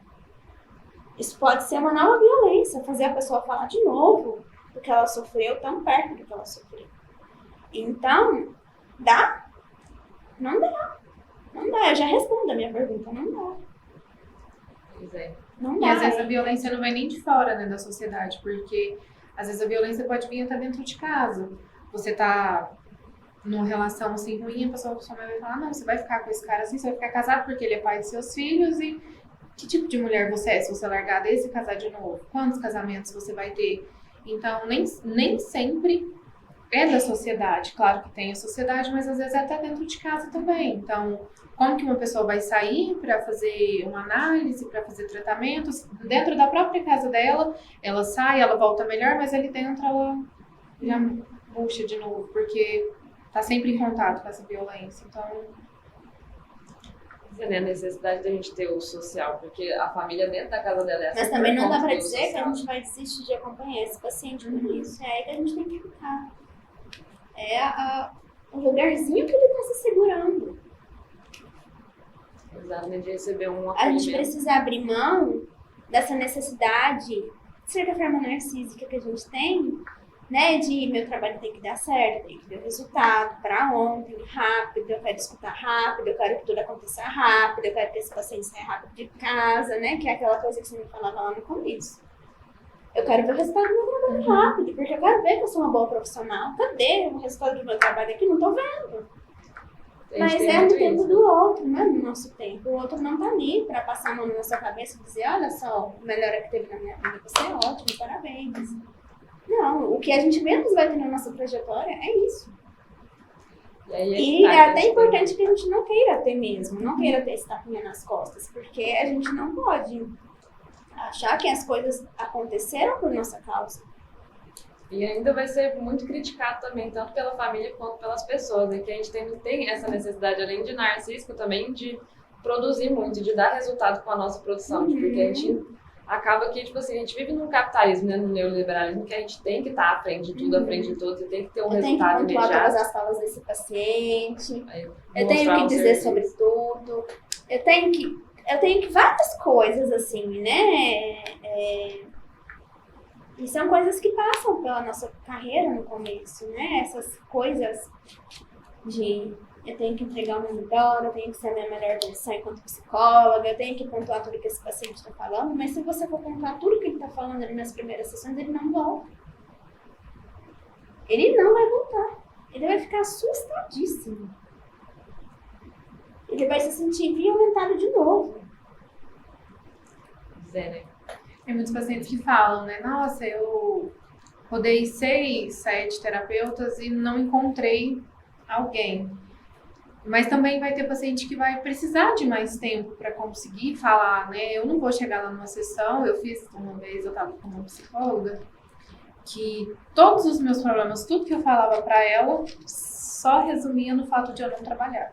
Na época eu não trabalhava, então, você tá com um problema assim? Não, é porque você não Ela trabalha. respondia o motivo do seu problema. Não, mas é porque você não tá trabalhando. Então vamos fazer o seguinte, a gente faz um currículo e entrega. E eu, mas será porque eu tô desempregada? E não é. Às vezes eu vou ter que ir em muitos psicólogos para eu me encaixar. E se eu estiver em um correto, às vezes vai demorar 3, 4 anos. Eu acho que nós, como profissionais, temos que ter paciência para escutar o que ele tá falando. Ele não vai sentar ali numa hora e vai falar, nossa, toma, tudo sobre a minha vida. Toma, até gravei. Não, a gente tem que ter paciência, Às vezes o paciente não é? até passa. Às vezes o paciente já tá tão... que o paciente chega e Derrama. vomita aquilo tanto de coisa. A gente fala que, pelo menos na clínica da psicanálise, a gente lida com uma coisa do ser humano. O resto ali, então, é o vômito, é o catarro, é o nojo, são as fezes, é aquela coisa nojenta, insuportável, né? Que aparece no discurso dos pacientes mesmo, né? Esses significantes chegam, né? Do catarro, do nojo, das fezes, do vômito, né? A gente brinca, nossa, parece que o paciente me vomitou inteira hoje. E vomitou às vezes mesmo.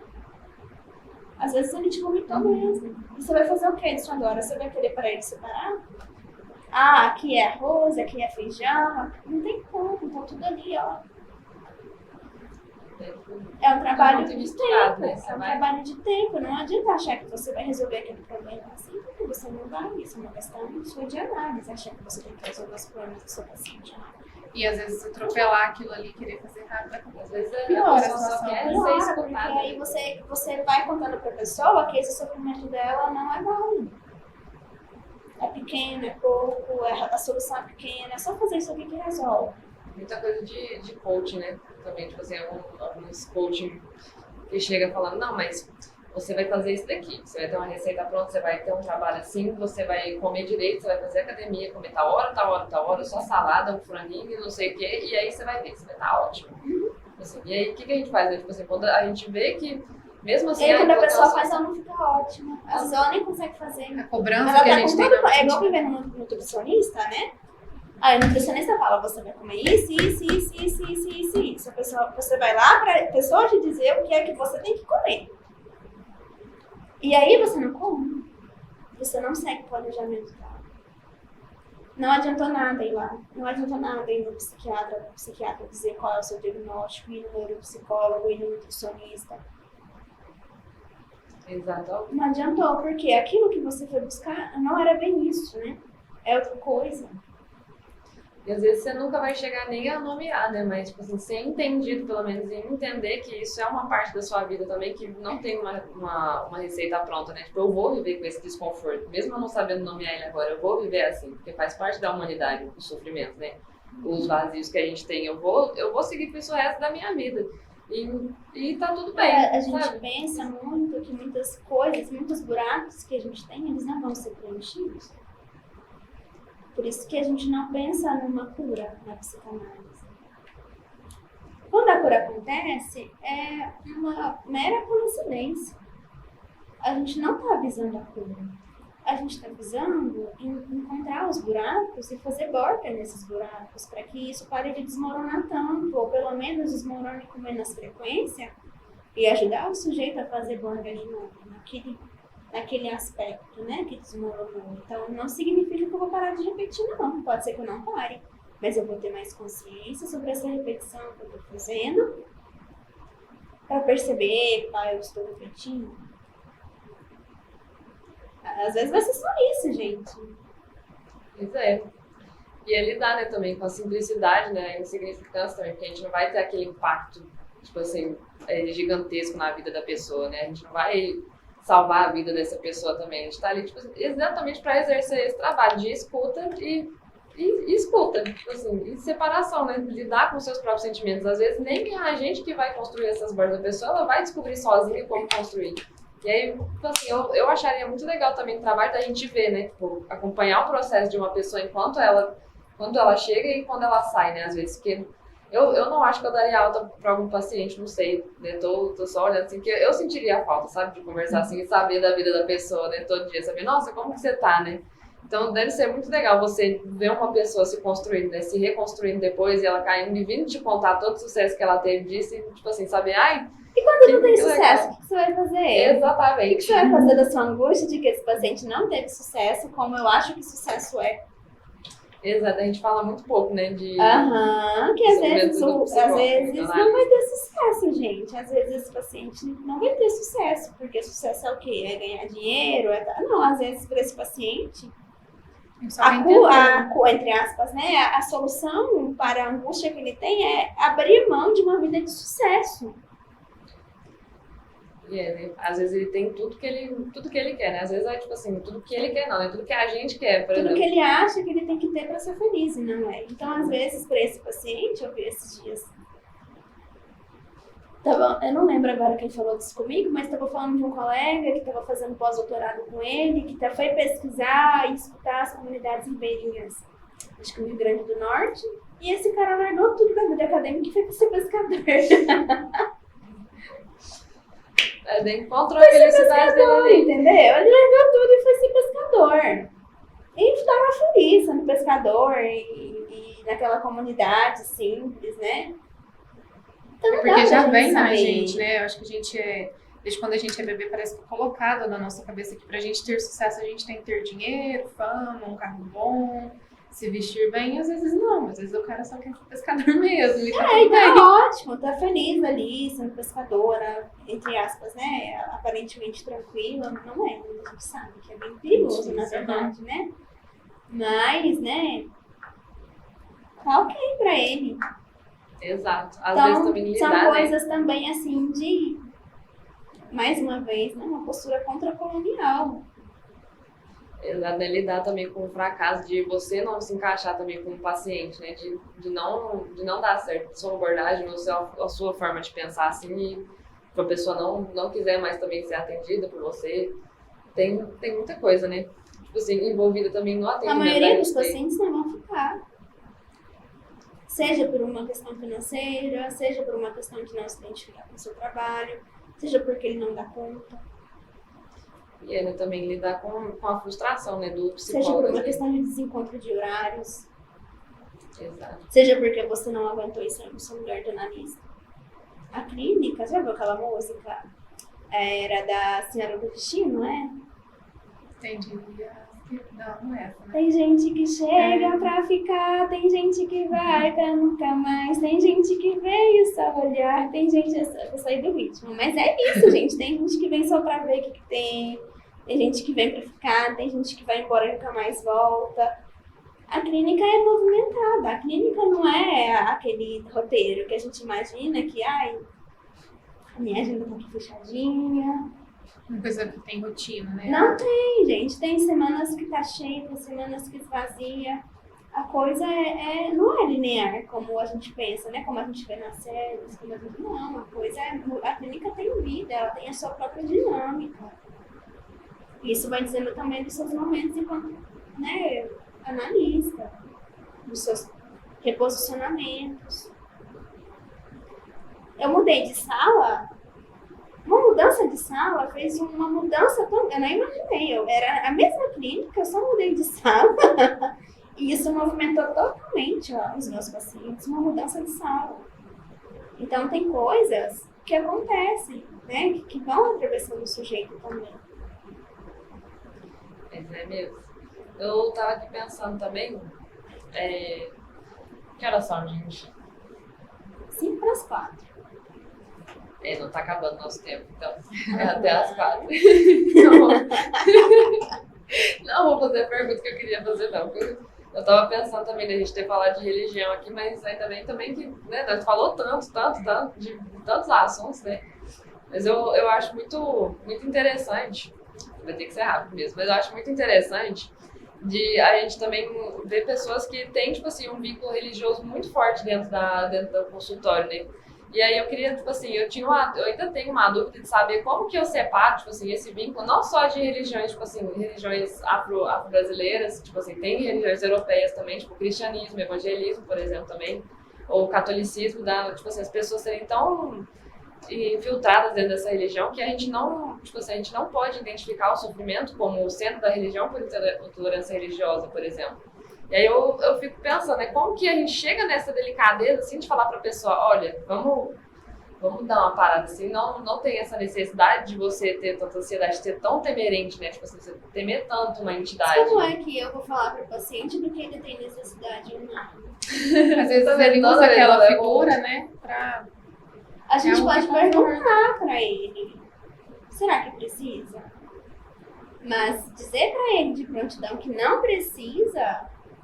Eu não sei se é ético isso, sabe? Assim, assumir esse lugar de dizer em nome dele Exato. que ele precisa. Mas você acha que às vezes, assim, uma opinião sua, que a religião, ela tá atrelada a isso como algo negativo ou também pode ser positivo? Depende, porque, por exemplo, a gente vê sujeitos que vêm de um histórico alienante, aí é um problema, quando essa religião, ela dá um contorno alienante a esse sujeito, que não é sujeito, né? Se alienou. E não é só a religião que faz isso, gente. Muita coisa faz isso. A própria psicologia faz isso. Você for pensar aí, posturas, né? De professores, de psicólogos, né? Tanto psicólogos religiosos quanto agnósticos também, né? Às vezes da prática de tentar colocar a sua religião como algo superior dentro do consultório, ou às vezes da prática de você não crer nessa religião e não conseguir se conectar, né? Falhar tanto na escuta do paciente, de não acreditar, tipo, igual eu tinha feito agora também, fala, não, calma aí. Mas pode acontecer, eu tenho uma conhecida que ela faz terapia, e aí ela tava com alguns problemas e tudo mais, e aí a psicóloga virou pra ele e falou assim, mas você precisa arrumar um namorado, porque o homem, ele provê a casa.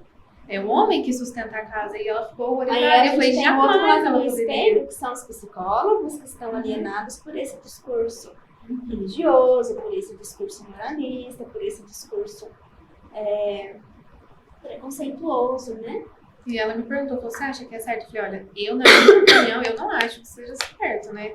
Ela não pode virar pra você e falar que você não pode virar pra pessoa e falar, não, você arrumou uma namorada aí porque o homem sustenta a casa. O outro vai ser responsável por suprir todas as suas faltas, seus sofrimentos, né? Então, assim, é uma coisa complicada. Eu não gosto de ir nos espaços para falar mal dos meus colegas, mas são posturas muito difíceis da gente escutar que outras pessoas estão tendo, né?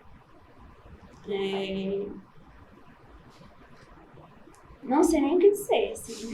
É muito complicado, mas é bom pra gente ver e talvez, vamos a gente respeitar ali o tempo do paciente, mas tem coisas que se deve falar e tem outras coisas que não. E às vezes essa paciente, vamos supor, chega um momento da vida que a gente precisa se colocar em outras relações, né, gente? A solidão, mas aí você pode sugerir, né? Será que não é hora de você pensar em reabrir a possibilidade de se vincular com outras pessoas?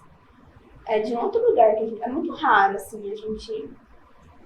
Não é que não poderia ter sido dito, mas talvez ela É ter dito muito de uma raro a sutileza, gente ver né? intervenções tão radicais assim. Tão né? diretas, né?